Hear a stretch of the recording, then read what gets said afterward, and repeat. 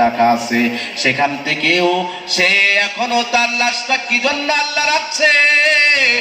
এ যুবক,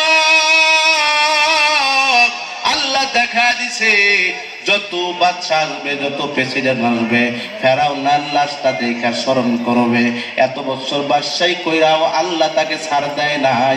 আমার 5টা বছর 10টা বছরের বাদশাহী কইরা এরকম ভাবে উগ্র মেজাজ যদি ইসলামের বিরুদ্ধে কাজ করি, আল্লাহ আমারে ছাড় দিবে না। কথা বলেন ঠিক কিনা? दुनिया में हम मुसाफिर है, कब्र आखिर ठिकाना, कोई आगे रवाना है, कोई पीछे रवाना। এই দুনিয়া আমরা থাকার জন্য আসি নাই। এই তোমার আমার বাবাও চলে গেছে, কেউ নাই।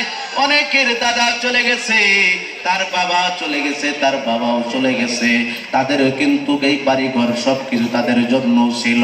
বাজান রে, তারাও কিন্তু থাকতে চাইছিল, কোনোদিন মৃত্যু কামনা করে নাই।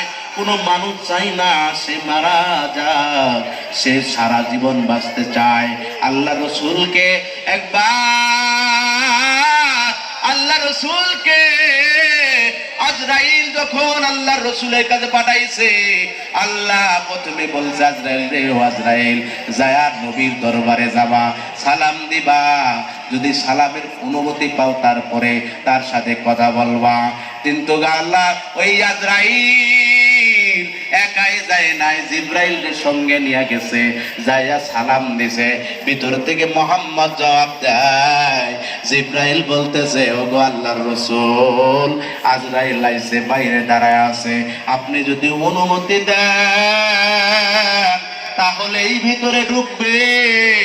আল্লাহ রসুলের কাছে পারমিশন চাওয়ার জন্য আজরাইল দাঁড়ায় আছে।